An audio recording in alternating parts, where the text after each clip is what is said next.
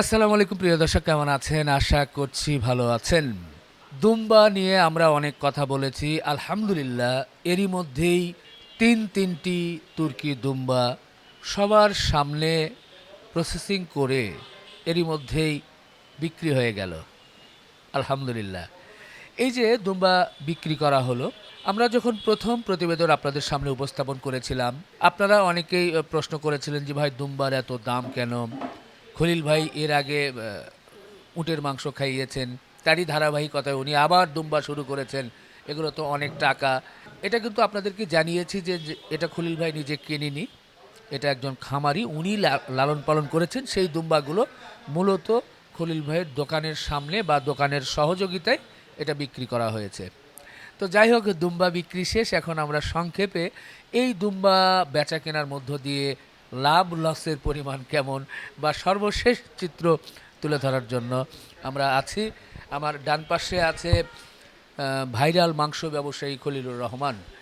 আমি খলিল ভাইয়ের কাছে প্রথমে জানতে চাচ্ছি, খলিল ভাই, আলহামদুলিল্লাহ এরই মধ্যেই মাংস তো শেষ হলো।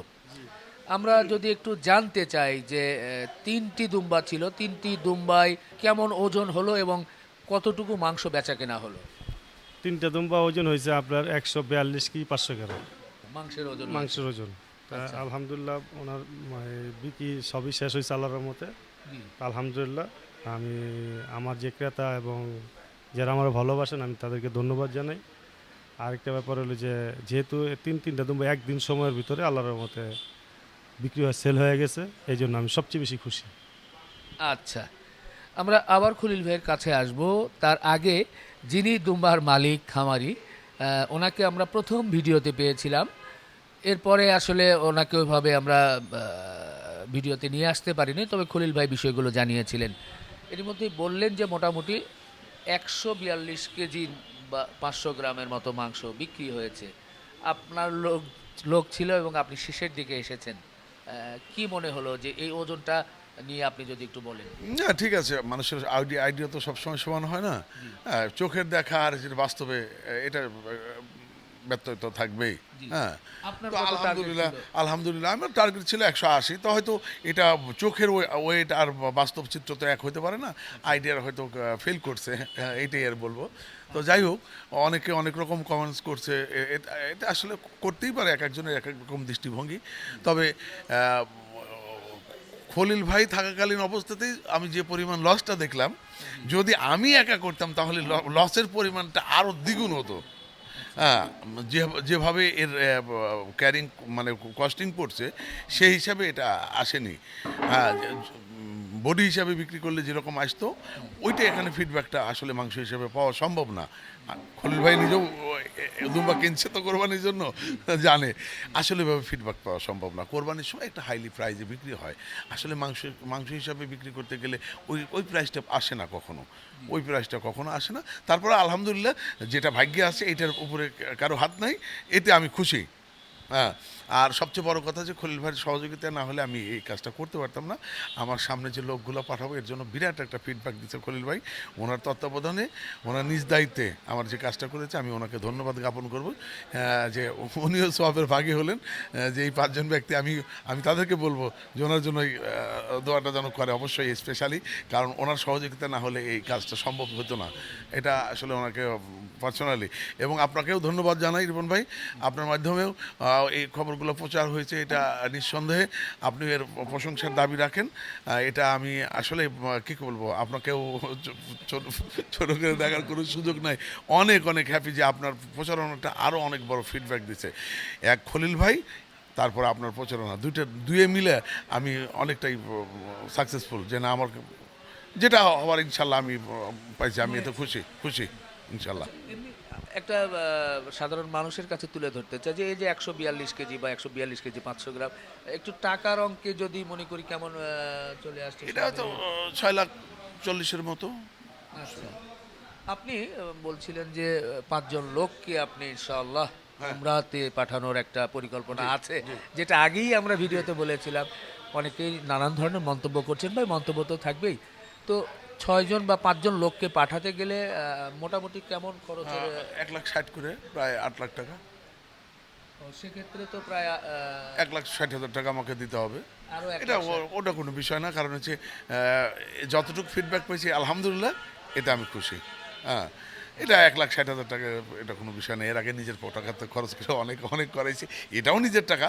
কিন্তু এটা একটা আমার ইয়ে ছিল যে এটা নবীর দেশের প্রাণী, আমি বিক্রি করে ওখানেই পাঠাবো, এরকম একটা আমার অ্যাম্বিশন ছিল।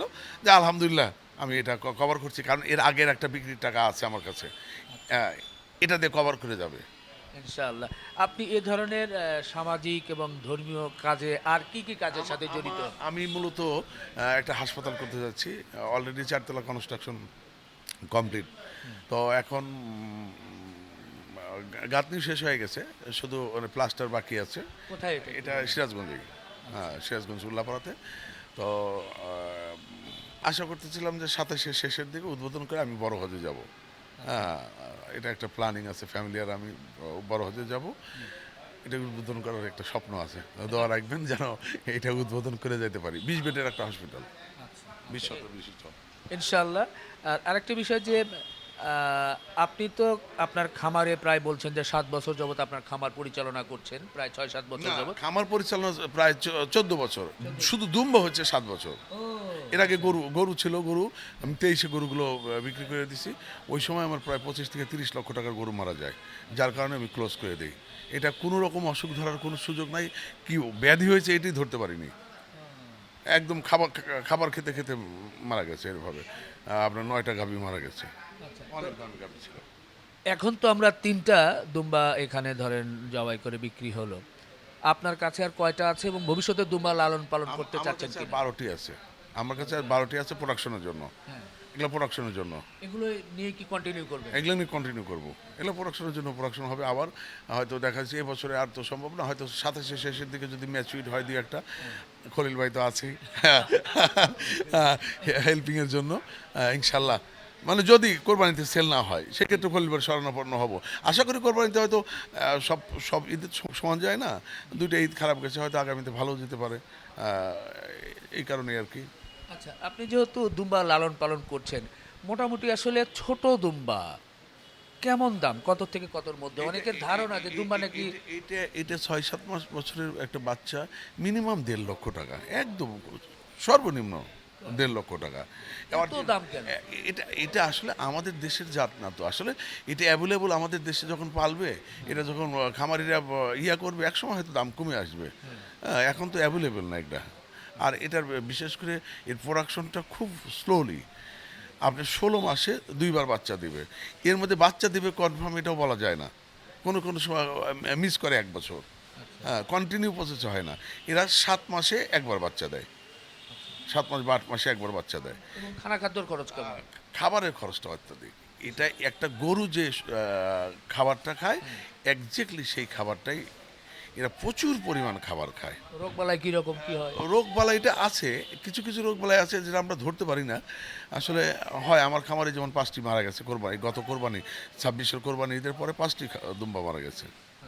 এটা আমরা ওই ধরার সুযোগ পাইনি। আসলে বর্তমান আমাদের যে ভেটেরিনারি ডক্টরগুলো আছে, ওনারাও আসলে এর উপর অভ্যস্ত নয়। এর ট্রিটমেন্টটা কীরকম ওই রকম এখনও হয়ে ওঠেনি, যার কারণে একটু প্রবলেম আছে। আমি যেহেতু নিজেই ভেটেরিনারি কিছু ট্রিটমেন্ট দিয়ে থাকি, দীর্ঘদিনের খামার, 14 বছরের খামার, সেই ক্ষেত্রে আমার নিজের এক্সপিরিয়েন্সে যতটুকু কুলায় আমি অতটুকু ট্রিটমেন্ট দিই।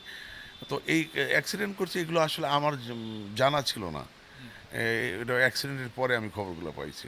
আচ্ছা, তো মোটামুটি আপনি লালন পালনে বোঝা যায় যে অনেকটাই দক্ষতা অর্জন করেছেন বা আপনার লোকজন আছে।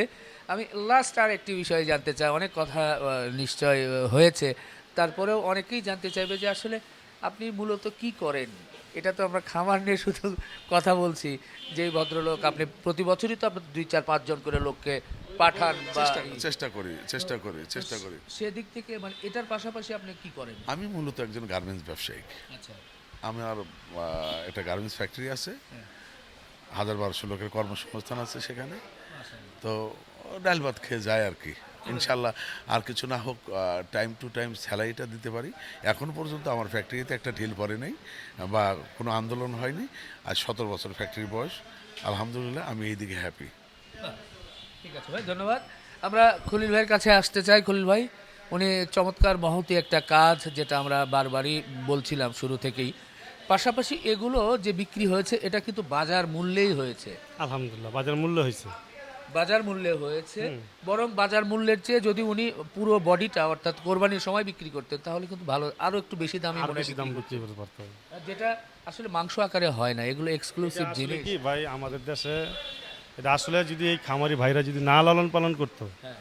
আমাদের বাংলাদেশে তো স্বপ্নই দেখতাম না।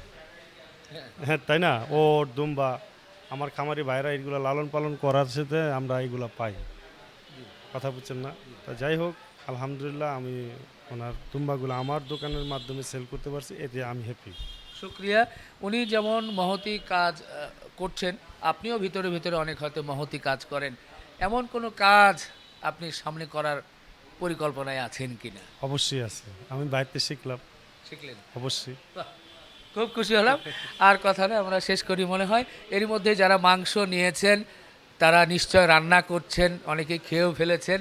তো মাংস কেমন অবশ্যই আমাদের ভিডিওতে কমেন্টস করে জানাবেন, যে হ্যাঁ মাংসটা এরকম লেগেছিল।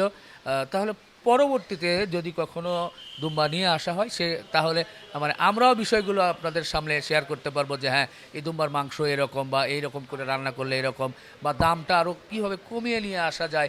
যদি খামারি ভাইয়েরা চেষ্টা করে যে বেশি বেশি লালন পালন করে উৎপাদন করে, তাহলে হয়তো বা কমিয়ে আসবে এবং দামটাও হয়তো বা হাতের নাগালে আসবে। তো ভাই শেষ করি। হ্যাঁ ভাই, জি আল্লাহ হাফেজ। আল্লাহ হাফেজ দর্শক, আল্লাহ হাফেজ।